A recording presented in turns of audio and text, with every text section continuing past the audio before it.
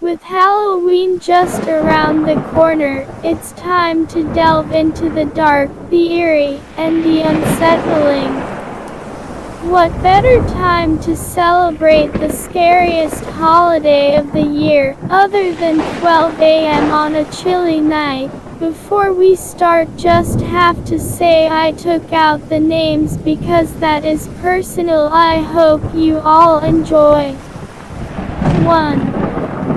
Two-sentence horror story. This brief gem comes. I finally found my wife the kidneys she needed. It took forever to track down everyone she had donated organs to after the crash. 2. Mom averts danger. The scariest thing I've had happen while camping. So I live in Eastern Oregon, and my mom lives in Western Oregon.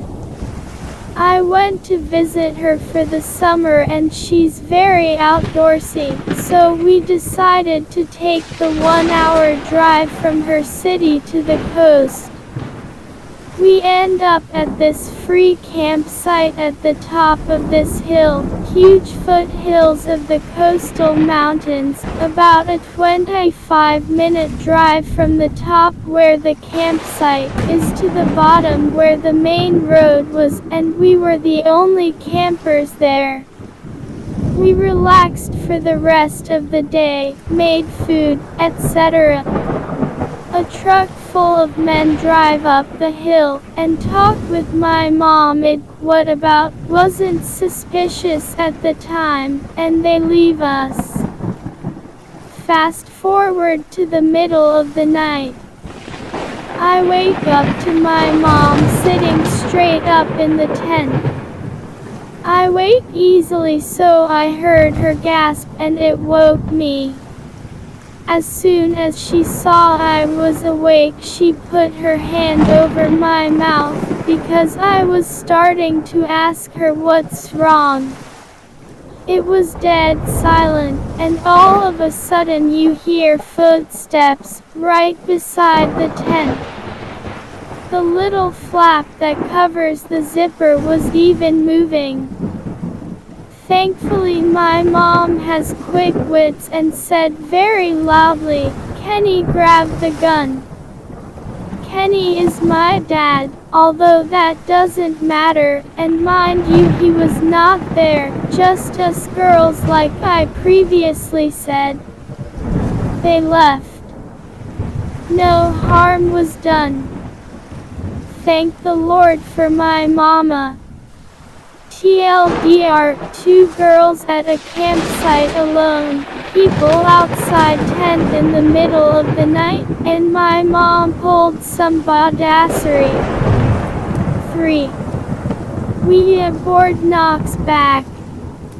In high school my friends and I were messing around with a Ouija board one night. We had done it before, and nothing remarkable had ever happened. We usually did it to try and scare each other or our girlfriends. We all thought it was a joke. That night there was no one else home except the 7 of us, and we were all together around the board. One of the girls there wanted to try it. She had never done it before. This time was different.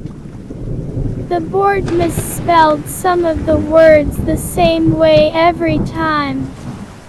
It gave answers that seemed really historically accurate for our town, things we neither knew or cared about. Long story short, the spirit claimed it was a 10-year-old boy who had died on the property in the 1800s and was buried there too in an unmarked grave. My friend's house was on a farm in the edge of town. We were all a little freaked out because the board had never been so detailed and consistent. However, we were still skeptical, and we were all assuming one of us was trying to scare the rest. Finally, my friend asked if the spirit could do something to prove he was there with us. It went to yes and then spelled out KNOCK, then the planchette stopped moving. We just all stared at it silently, and then there was a rap rap rap on the window right next to us. The lights were on outside and there was absolutely no one out there. We never touched that effing board again. 4. Forgotten memory. Growing up, my bedroom was the only one that faced the front of the house/street. When I was about 8 or 9, I woke up to my dad calmly, but firmly telling me to get up, go in the bathroom, and shut the door. I was annoyed because I was half asleep, but I listened. Apparently I was more tired than I realized, because I fell asleep on the bathroom floor. The next morning I asked my mom what happened. She seemed oblivious and confused. I looked at my dad like she was crazy, and I asked him why he had woken me up. He denied doing it. I was becoming frustrated to the point of tears, but I ultimately let it go. Fast forward to college. I was home one break, and I decided to ask again. I had thought of that night off and on for years, and it still bothered me. This time, my dad goes, "Ha. I was wondering if you even remembered that." Turns out that a lot of houses on our block were being vandalized and robbed all those years ago. Someone had broken into the garage and was inside the house. My room was partially over the garage. My dad heard it happen, and quietly got me to safety. Police were called, the guy ran. He was never caught, however, and my parents didn't want a terrified kid on their hands, so for years they pretended like nothing had ever happened. It wasn't supernatural, but it was unsettling for sure. 5. A Clockwork Orange-style break-in. Not to me, but to my sister. Her husband and her had just had their first child a few months prior. My brother-in-law was working the graveyard shift at his job as my sister stayed home taking care of my nephew. Around 2 a.m., she heard loud knocking on her back door. She went to go check it out, and saw a lady banging on the door asking for my sister to let her in. The lady told my sister that her husband had just beat her down the street and was looking for her. My sister was hesitant to let her in since she had a newborn in the house and didn't want to interfere. She told the lady that the best she could do was call the police for her. The lady told my sister to not call the police and to let her in. This is where my sister got suspicious. She went to get her phone and called 911. When she went back to the door, the lady was gone. The police arrived a few minutes later and they told my sister that the same situation happened a few streets down. Apparently the couple would do this act to get into people's homes. I'm sure this is very common, but having it almost happen to my sister and my nephew just creeps me out. Some real Clockwork Orange shit. 6. Phantom alarms. When I was in high school, I had a lot of these experiences.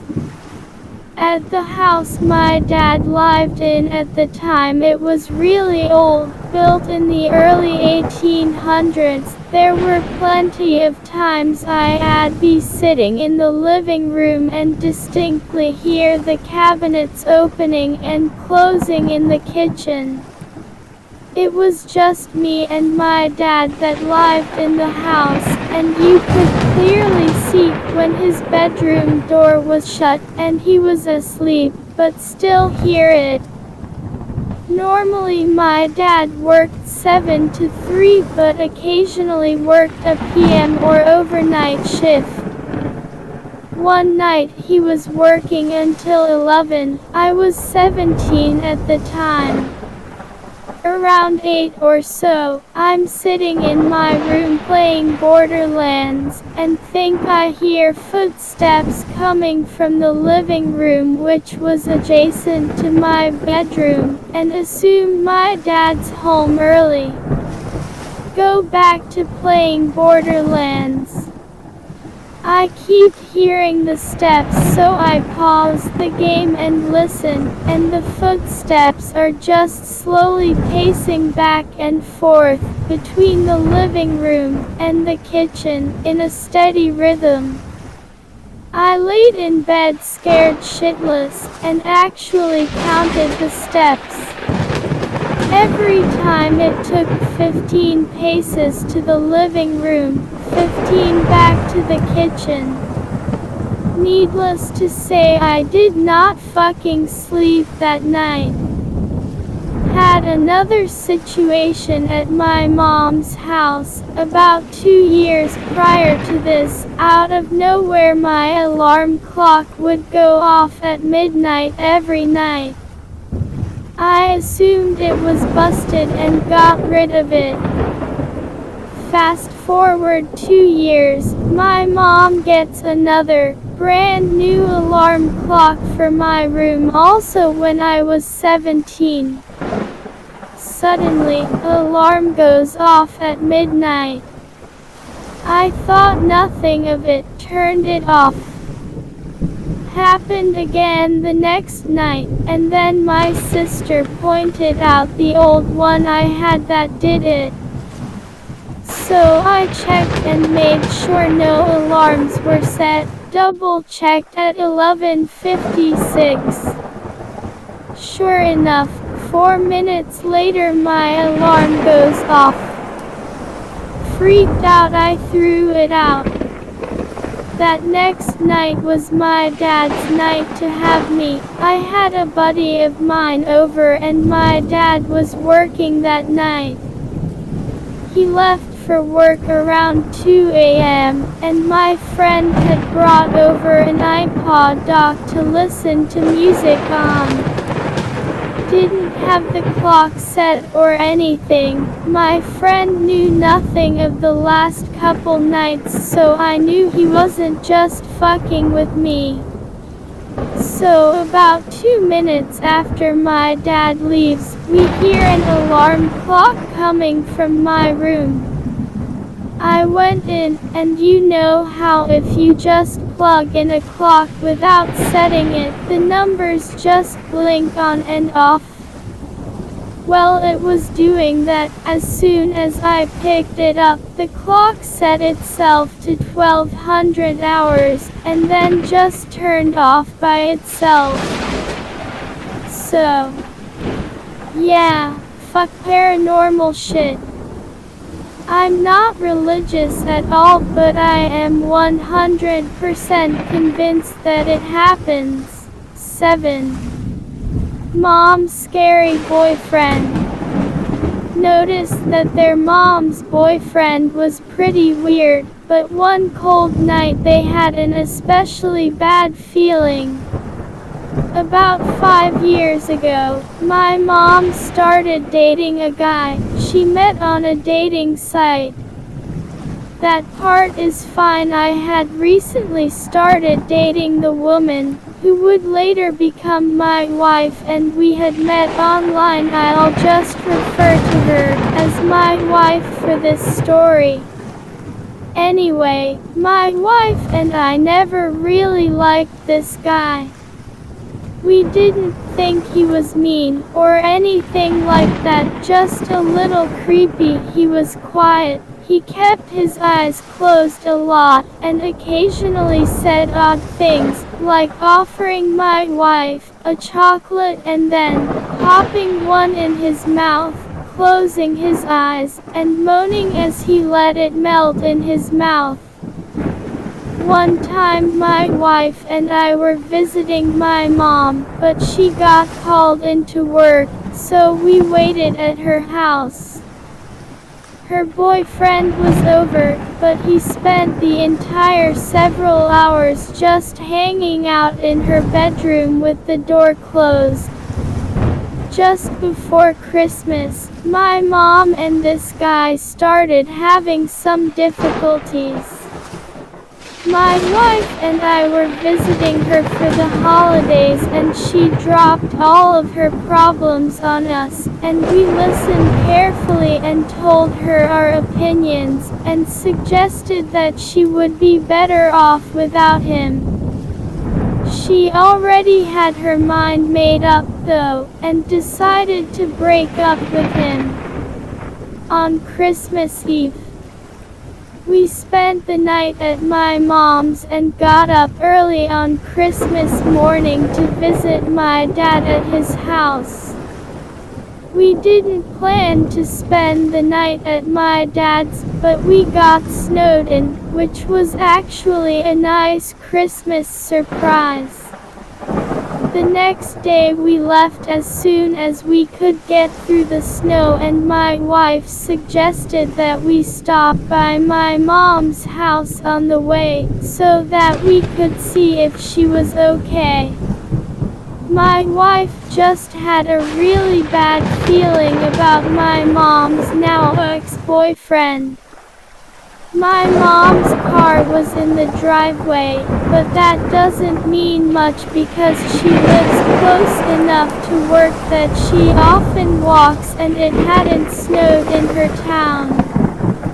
She also never locks her door, which drives me crazy, so we let ourselves in. That's when we see blood oozing out of the refrigerator's water dispenser. It had filled up the spill container and was leaking onto the floor and had made a puddle. My wife screamed and I freaked out. I fully expected to see my mom's head in the freezer.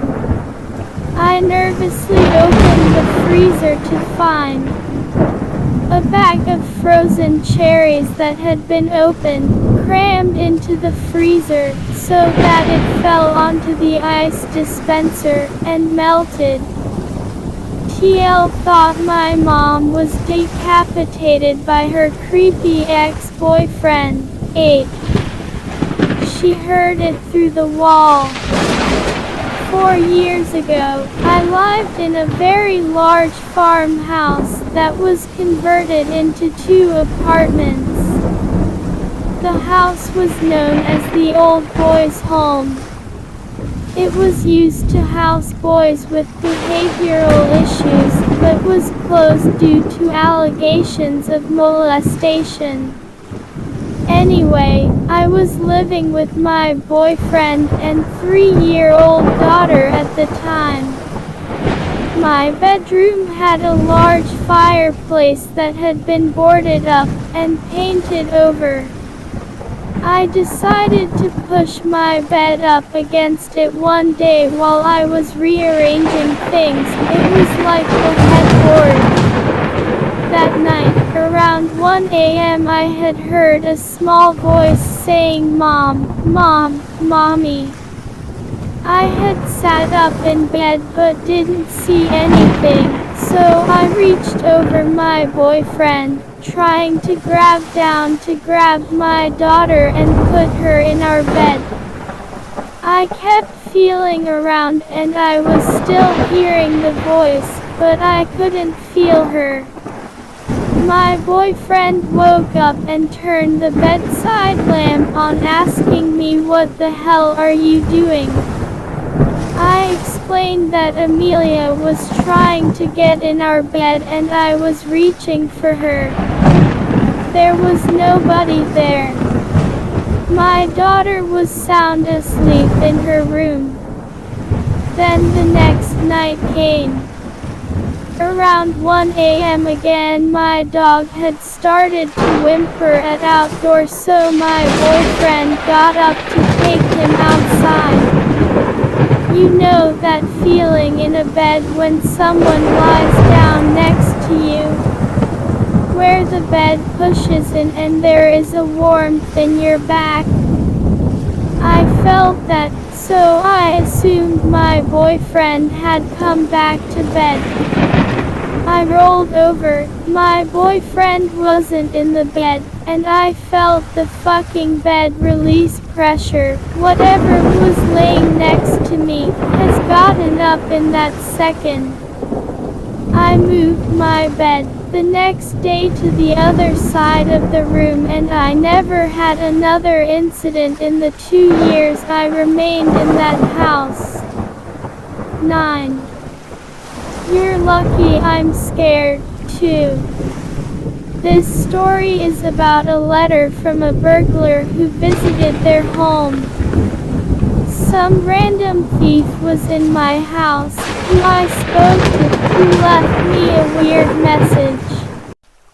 Was sitting in my room at like 11:30 p.m., heard lots of shit downstairs, assumed it was my mum. Heard her walk up the stairs to my room, stop, I called out to her, she didn't say anything and walked downstairs. I went down about a half hour later to find a piece of paper with the words "You're lucky I'm scared too" on it, and a whole bunch of shit was missing. Called Mum, she still hadn't arrived home from a dinner she was at with her friends. I called the cops and locked myself in the bathroom, but I think they left when they realized I was still home. Probably the most scared I've ever been when I was hiding in the bathroom. 10. A ghost testing the waters. This person talks about their first night after moving into a haunted house. I currently live in a haunted house. I've heard voices, footsteps, lights have been turned on/off. One of the ghosts has a thing for silverware. I hear it clattering in the drawer all the time, and sometimes a knife or two will end up in the wrong slot in the drawer. But the strangest/scariest experience I had was the first night I spent in the house. I wasn't finished moving in, there were boxes everywhere. I didn't even have my mattress up there yet. I was bedding on an old futon mattress, watching a video on my phone, when I get the pins and needles feeling of my feet falling asleep. Except it wasn't on my feet, it was on the top of my head in the shape of a hand. I said, "Good night," turned off my light and tried to sleep. When I woke up, my closet door was ajar, but other than that everything was otherwise untouched. I guess whoever my unseen roommate is just wanted to check out who I was on my first night. 11. A reminder from the past. This story to warn people about their childhood toys.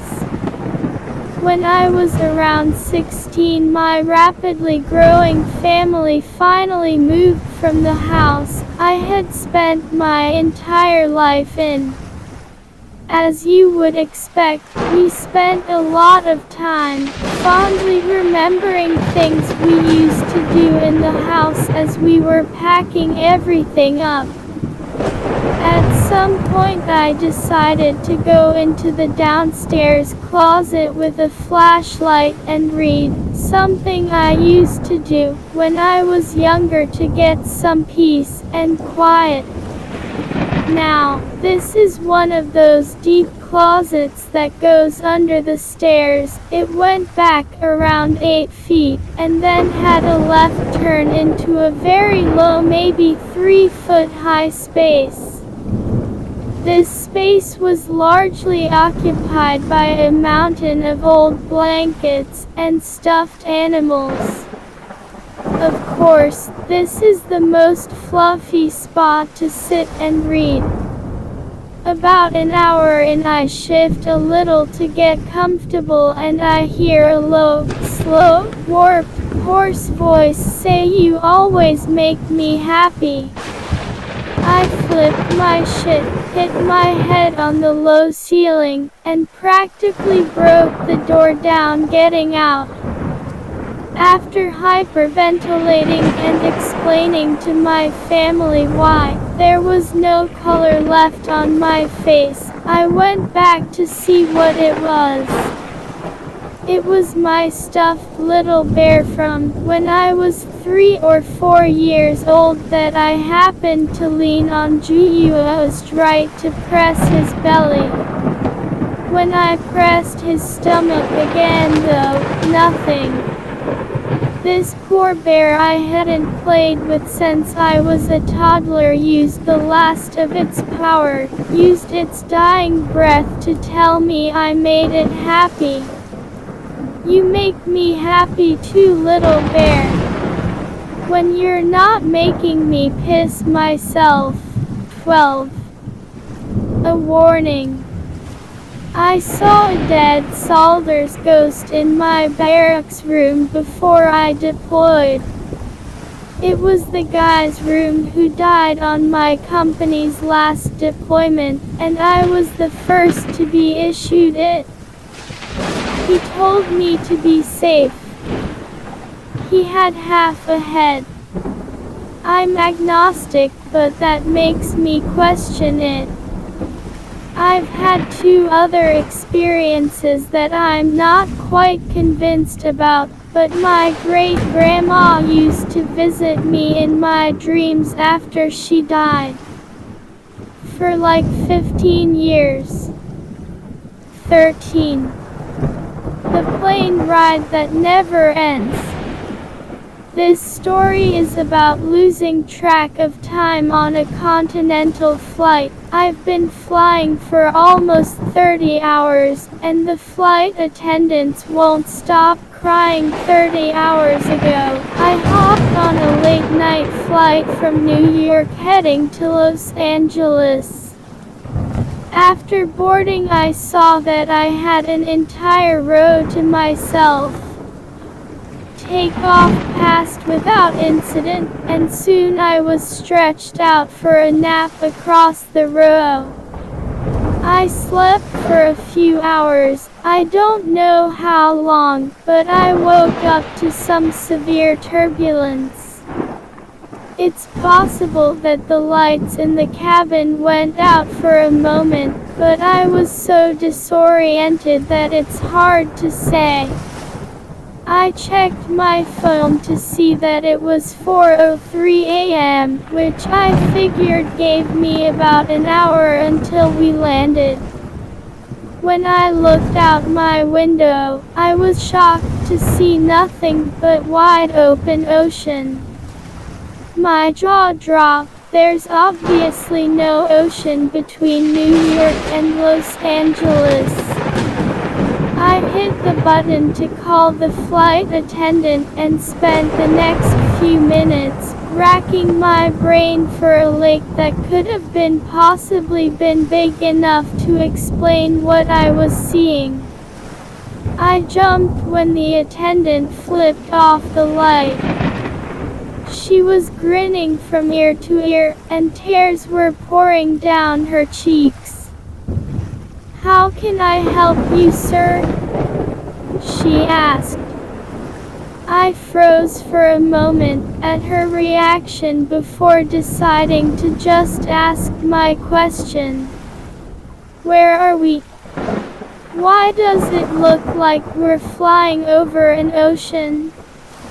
She wiped her cheeks to clear the tears, still grinning wildly. "Sir, we'll be landing in about an hour." Okay, thank you," I said. After she left, I checked the clock on my phone again. 4:03 a.m. blinked back at me. It hadn't changed. I had to have been waiting with my call light on for at least 5 minutes. How was it possible that it hadn't changed at all? I opened up my laptop and saw it too displayed 4:03 a.m. I pulled out my phone, started a stopwatch in the app, and spent the next 2 hours looking back and forth between the clocks, waiting for them to change. They never did. I tapped the shoulder of an older woman sitting in the row ahead of me. She looked back, an annoyed expression across her face. "Yes?" she asked. "Do you know how long until we land?" I asked. She narrowed her eyes. "That flight attendant said it would be about another hour." I shook my head in confusion. "That flight attendant? We talked almost 2 hours ago. We should have landed already." She stared at me as if I was crazy. I was going to continue trying to convince her, but I felt a hand on my shoulder. I spun to see a male flight attendant grinning down at me, tears pinging off his cheeks onto my shoulder. "Sir, I'm going to ask you to calm down, or I'll be calling the captain." I told him that wouldn't be necessary and sat back. He removed his hand and stepped away. The flight attendants continued to stop by every few hours offering meals. My stopwatch continued to tick up, and is now telling me that I've been on this plane for more than 30 hours. I've explored all of Coach and tried talking to some of the other passengers, but they've all told me that they're expecting to land in an hour or so. Around 3 hours ago, I tried getting into first class. I made it past the curtain but was escorted back by 2 grinning flight attendants. Their grip on my arms were like iron. "Sir, the seatbelt sign is on," one said. "Please remain in your seat with your buckle fastened. We'll be landing in about an hour." I had just about given up hope when a woman came down the aisle dressed in a business suit. She didn't look at me or slow down, but she dropped a piece of paper onto my tray as she made her way to the bathrooms at the back of the plane. I shot a look around before unrolling it. It said, "Are you stuck too?" I pulled out a pen and wrote yes. It's been 30 hours. I folded the scrap of paper up and set it on the tray closest to the aisle. She left the bathroom and picked it up as she passed. It's been 20 minutes since then. I don't know why, but I don't think the flight attendants would like it if they knew we were talking. It doesn't matter. I have to do something. I'll update you all with whatever happens next. 14. A home invader tries every house in the cul-de-sac. Told this story of my parents' old house when I was living with them before college. I live in a small cul-de-sac in the middle of nowhere. The next nearest neighborhood is over 4 miles away. One night a few years ago we got over 1.5 feet of snow overnight. So far from main roads and on the weekend, I knew our roads will remain unplowed for quite some time. I went to my out-back deck door to look at the snow-draped trees and the still heavily falling flurries and take some pictures when I noticed footprints leading to my door, then turning around and leaving.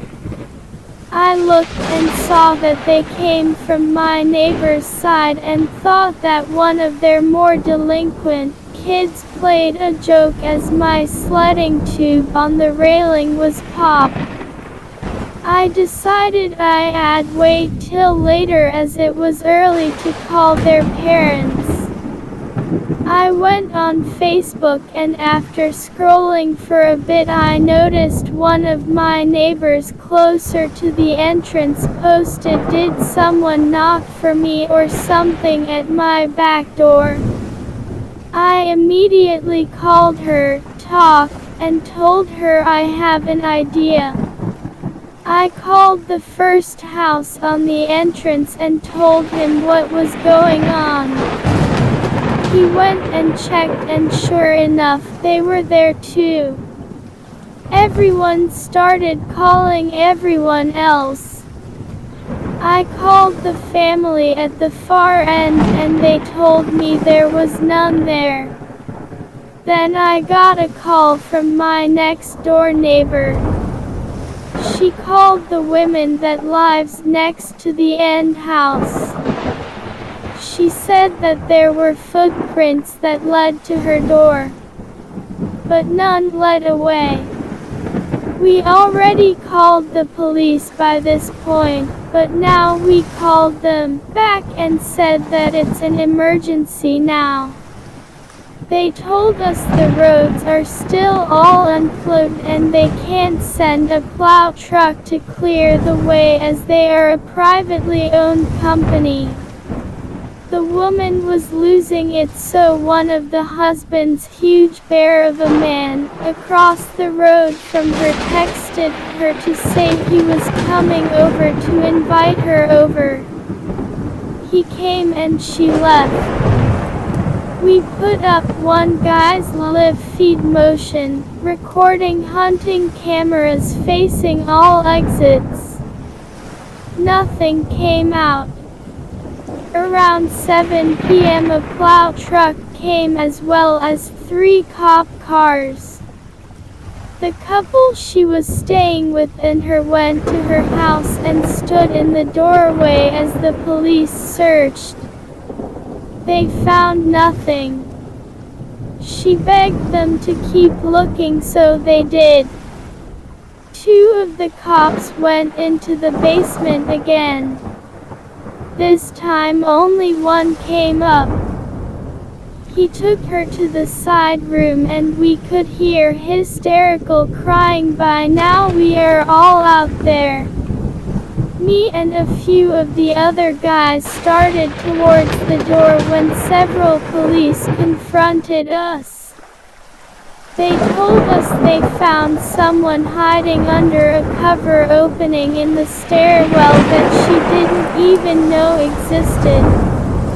A few minutes later, a scruffy man screaming and kicking came out in cuffs and was led away. In his little camp out they found blankets she just cleaned and put away in the room next to hers. She stayed in other people's houses for a long time before going back. Even then she wouldn't stay alone. She sold the house the next summer. He turned out to be a thrill-seeking junkie who was on probation for assault against a family member. The cops told us that they feel like he didn't want to stay at his apartment after a fight with his roommate and drove off in his roommate's car from the county over and got stuck in our unplowed roads. And that is why you always make sure you lock your doors. 15. I see everything. I don't think I would have made it if I grew up in house. I was with my little brother home alone when we suddenly heard a creepy voice from the other room saying, "Panda, Panda, come here. I want to talk to you." We didn't know who or what it was and immediately ran upstairs. While we were running to our room, we heard someone nearby say, "Do you boys think you can run from me? I see everything." At this point we were terrified, locking the door to our room, grabbing our mini baseball bats and crying. We were certain we were going to be killed or eaten by some monster. Then, it happened. A loud bang came from the closet and the monster sprang out. We both screamed. My brother fell, and I threw the bat at my dad, wearing a clown mask and laughing hysterically. Turns out he was behind the whole thing. First, he had put all the cordless phones in the house on speaker and said he was leaving to run some errands. Then, he proceeded to sneak back into the house, hide in our closet, and scare us. I just do what's best for me. Don't listen to my enemies. They're just full of jealousy. Yeah, this legacy. You gon' see what's left of me. You gon' see success in me. You ain't seen the rest of me. I just wanna be the best at what I know. Better than the